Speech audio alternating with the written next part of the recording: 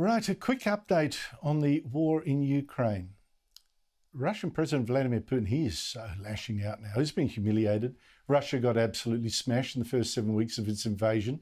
Last Thursday, it even lost its Black Sea Navy flagship, sunk by 2 Ukrainian missiles, hundreds of sailors missing.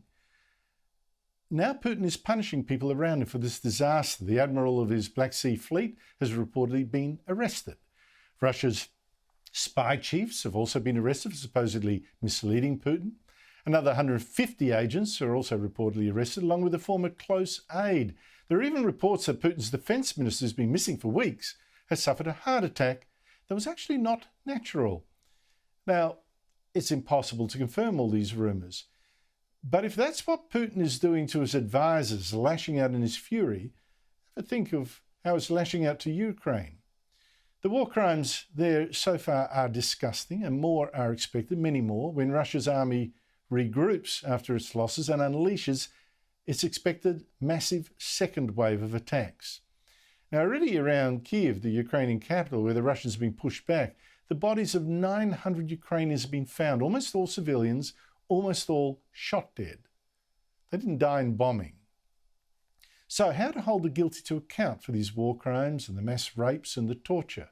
Well, the Australian Federation of Ukrainian Organisations has now commissioned an international team to gather the evidence to one day hopefully put Russian soldiers and officials on trial. One of that team is Melbourne lawyer William Lye QC, who joins me now. Thank you so much for your time. You will be interviewing some of the more than 2,000 Ukrainian refugees who are coming to Australia. That's yet to start.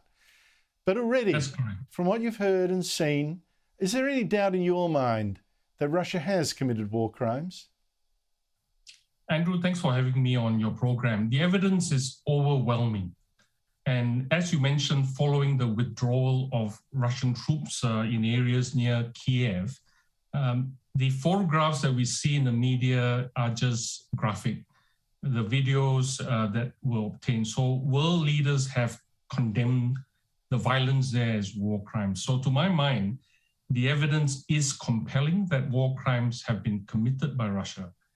But what the public sees and what the prosecutor can prove in a court are just two different things.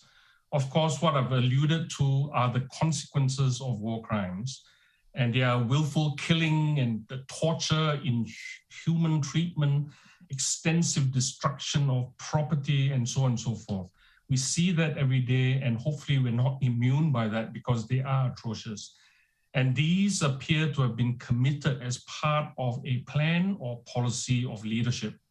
And we see large-scale commission of crimes, particularly against civilian population. Many of the civilians, women and children, take no active part in the armed conflict.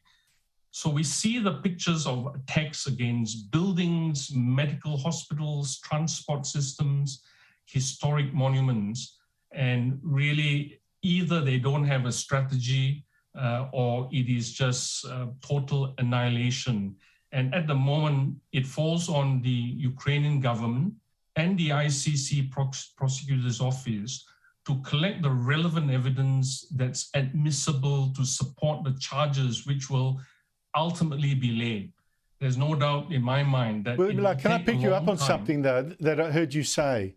I need to pick you up and say, you said that this, and I agree with you totally, that the scale, the level of the atrocities, it seems to be a part of a plan. So we're not just talking about individual soldiers, we're talking about a plan. That goes right up the chain.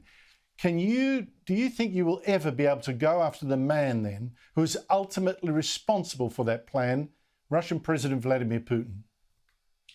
Andrew, you know, there's a saying, nothing is impossible, but everything, however, can be difficult. And so the short answer is no at present. Putin is the head of state.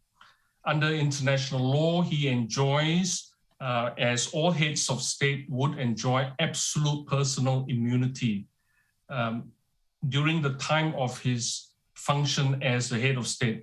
And even if he did something in his personal capacity during the time of his office, he has that immunity. And the immunity also applies to high-ranking officials by virtue of the office that they hold. So it is a problem Of course, the Security Council, consisting of 5 members, and Russia is one of them, could revoke the head of state immunity.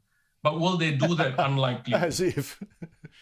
No, as if. And Australia, of course, true. The UN is corrupted. That Russia shouldn't even be there. That seat was for the Soviet Union, and when that dissolved, Russia took it over without a vote after losing half its territory and half its people, and it shouldn't even be there. But you're right. Look, I suspect you're right. We're going to see people low down the food chain in the dock, if ever, if we get that lucky. But Putin, I think, is going to escape. William Lye, all strength to your investigations, and I wish you the best. Thank you for your time.